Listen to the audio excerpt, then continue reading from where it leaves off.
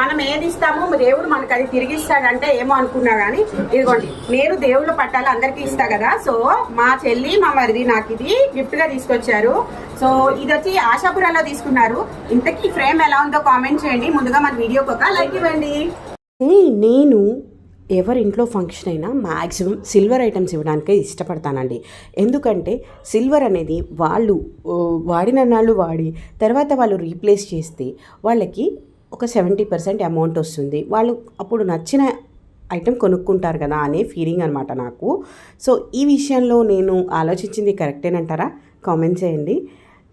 So నేను అయితే maximum ఎవరికైనా సిల్వర్ ఐటమ్స్ ఇంకా ఇలా ఫ్రేమ్స్ ఇట్లాంటివే ఇస్తూ ఉంటాను.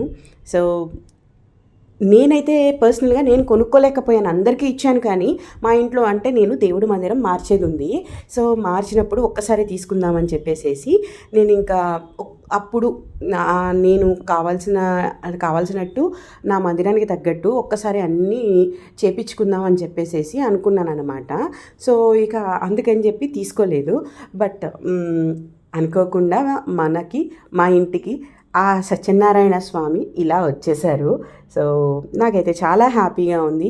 దట్టు ఏకాదశి రోజు స్వామి మా ఇంటికి రావటం ఇంకా సంతోషంగా అనిపించింది.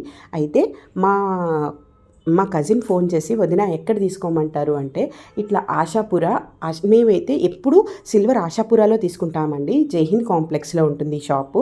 సో హోల్సేల్ షాప్ అనమాట. Wholesale and